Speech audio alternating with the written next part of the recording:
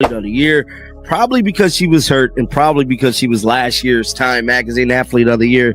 Well, I'm here to tell you they decided to go with another WNBA star. That was A'ja Wilson. Now, A'ja Wilson, to me, shouldn't have got it, bro.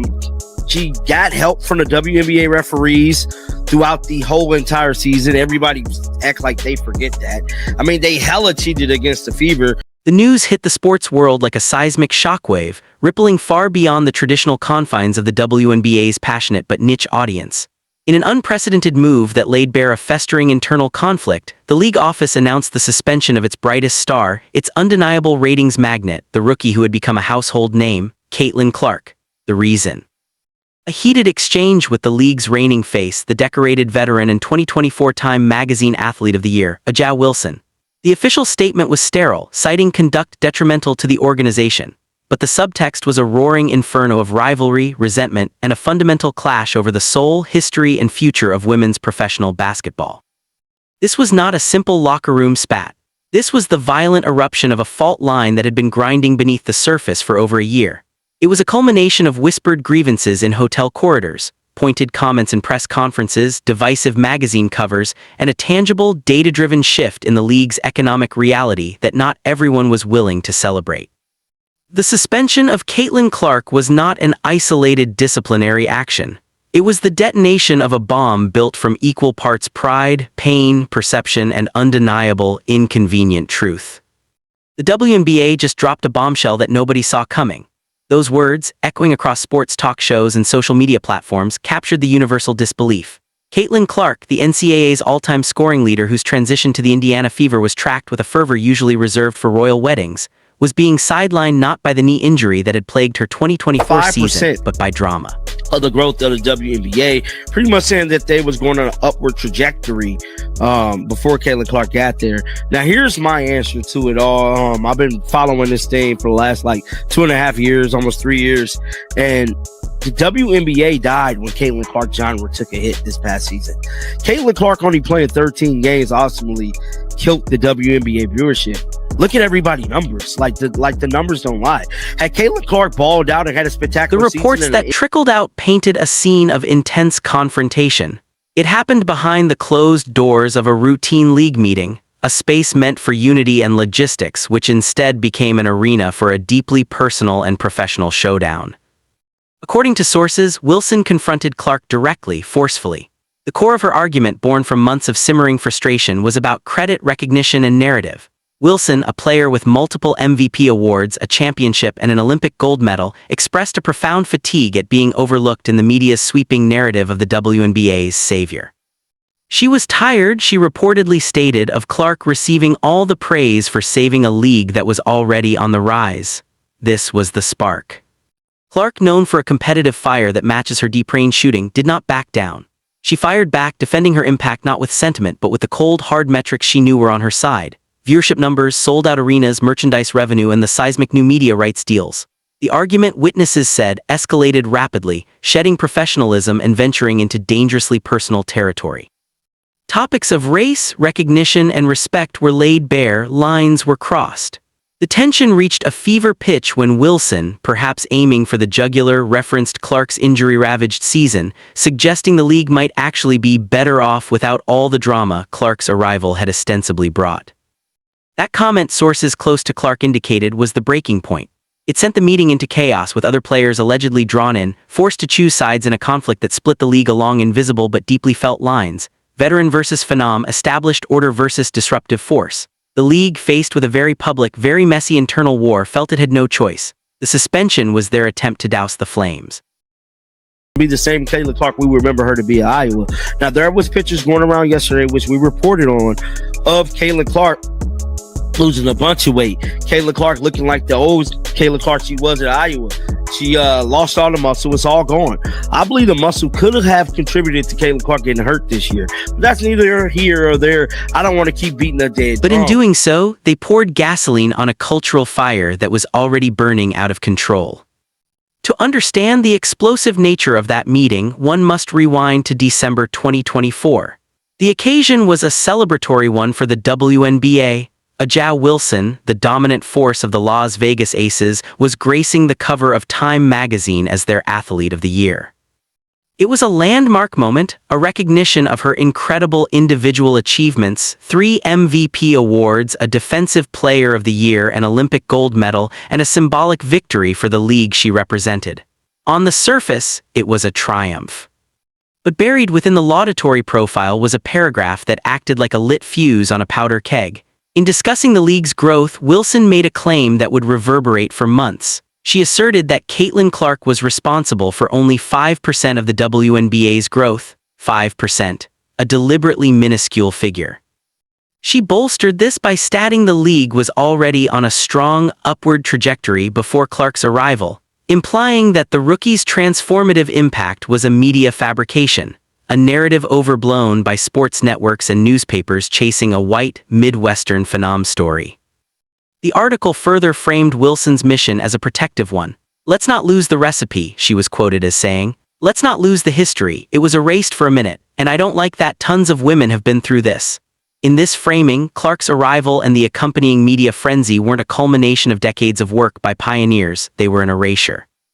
Wilson positioned herself not just as a superstar but as a guardian of the temple, defending the legacy of the black women who built the WNBA from the ground up against a newcomer whose fame threatened to overshadow their foundational struggle. This interview did not occur in a vacuum. It landed in a season where Clark had been subjected to a level of physical play that many analysts and fans deemed excessive and dangerously underpenalized. What made me shocked was how far down she was. Now, this was the most Googled people in all of 2025. Now, I did a video on my other channel because, I do support Shedeur Sanders, big advocate for him. So this was good for him, you know what I'm saying? And his brother Shiloh Sanders to be on this list. But this is bad for Caitlin Clark not to be in top 5 or top 10. The welcome to the league moments had crossed a line into what appeared to be targeted roughness. Hard fouls that were borderline flagrant often went uncalled. Shoulder checks, hip throws, and aggressive closeouts that would have drawn immediate whistles for veteran stars seemed to be treated as permissible against the rookie. This created a pervasive sense that Clark was being initiated not just through competition, but through sanctioned punishment.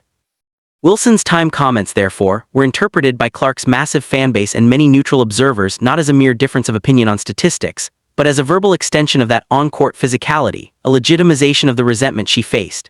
It was the league's most decorated player from the league's most dominant team, publicly minimizing Clark's value and framing her success as a threat to the league's history.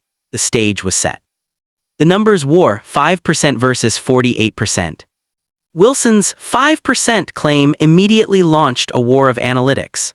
Her supporters and the league's traditional media partners pointed to year-over-year growth metrics and newly integrated streaming data to suggest the WNBA's rise was broad-based.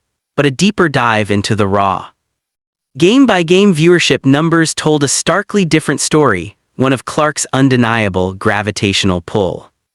The most devastating data point came from Clark's injury in July 2024. When she went down with a knee injury, the league's ratings didn't just dip, they underwent a catastrophic collapse. Independent tracking showed WNBA viewership on national broadcasts plummeted by 48% in the games she missed. The figures for her own team were even more telling. The Indiana Fever, with a healthy Caitlin Clark on the court, averaged a staggering 1.78 million viewers per national broadcast. In the games she missed, that number cratered to 394,000. This was not a 5% fluctuation. This was the difference between a mainstream sports event and a return to the league's pre-Clark niche status. The league and its broadcast partners, notably ESPN, found themselves in a difficult position. The sheer magnitude of the drop was bad optics. In response, there was a mid-season shift in how ratings were calculated. For the first time, certain streaming numbers were folded into the traditional Nielsen TV ratings, creating a new composite metric. Miraculously, this revised formula softened the decline, allowing for public statements about viewership being stable or down only 5 to 6%.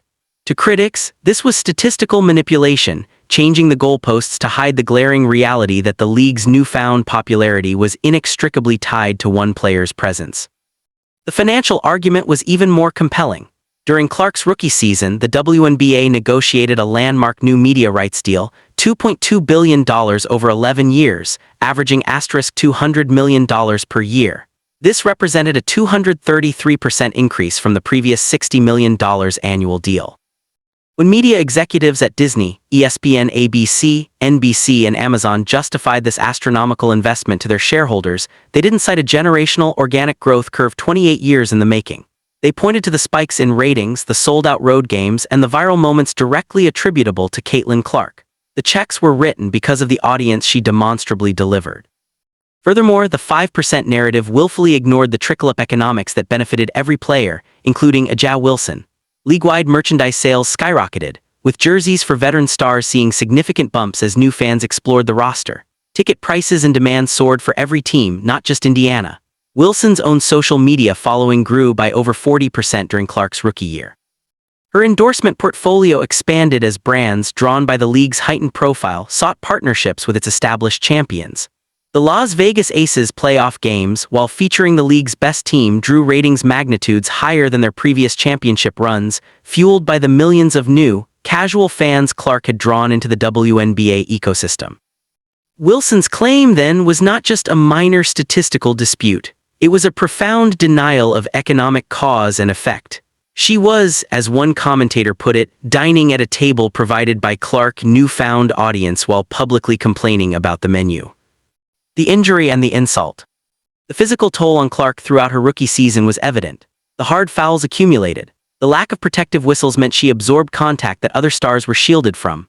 Many sports medicine analysts later suggested this environment contributed directly to the overuse and stress that culminated in her serious knee injury, an injury that robbed her of most of the 2024 season and the fever of any playoff hopes. This context made Wilson's reported comment in their fateful argument, "Maybe the league was better off without all the drama Clark brings," particularly galling. To Clark and her supporters, it was the ultimate insult. It implied that the very attention she generated was a negative, a drama, while ignoring the fact that the drama was a global spotlight that had finally found the WNBA. Worse, it used the injury that was partly a product of the league's own failure to protect its asset as a cudgel against her. The subtext was cruel: "You got hurt, the show went on, therefore you weren't that essential." Clark's absence provided a brutal real-time experiment. The international data was especially damning.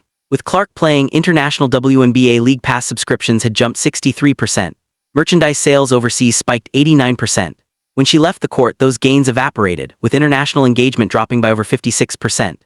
The league's first true foray into global mainstream relevance proved fragile, tethered to one player's health.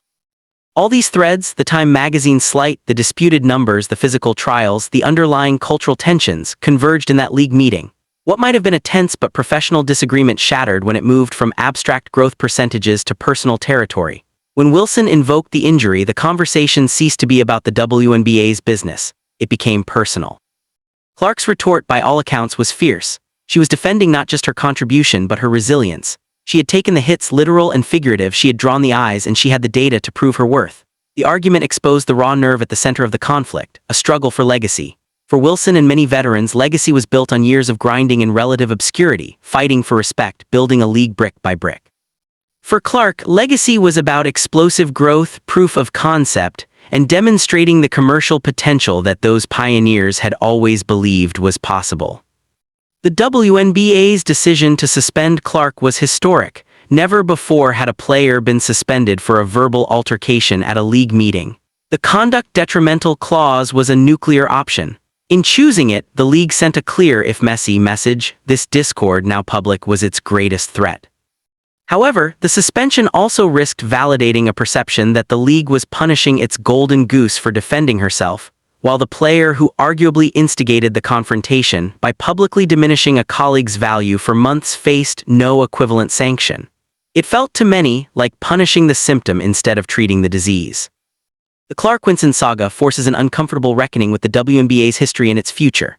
For 28 years, the league survived on passion, resilience, and incredible talent. Stars like Lisa Leslie, Diana Taurasi, Cheryl Swoops, and Candace Parker were legends. Yet despite their greatness, the league's breakthrough into sustained, mainstream lucrative popularity remained elusive. The average viewership before Clark's arrival hovered around 399,000. The idea of a $200 million annual media rights deal was a fantasy. Caitlin Clark did not invent women's basketball. But she did something perhaps just as rare. She made it unignorable to a mass audience that had previously tuned it out. Her impact proved the market existed. The tragedy of the conflict is that it frames this success as a zero-sum game. Clark's gain must be the veteran's loss. But the data suggests the opposite. A rising tide lifted all boats. The challenge for the WNBA is to craft a narrative that honors the past without being imprisoned by it, that celebrates the present windfall without resenting its most obvious catalyst. In the wake of the suspension, the league stands at a crossroads. It has the attention it always craved, but that attention is now focused on a bitter internal feud. It has the money, but the unity required to leverage it seems fractured. Caitlin Clark, the player who catalyzed it all, sits on the sidelines, not from a knee injury this time, but from a collision of pride, history, and an undeniable truth that some still refuse to speak aloud. That sometimes, progress arrives not as a gentle tide, but as a tsunami, and navigating its force requires more wisdom than the league has thus far shown.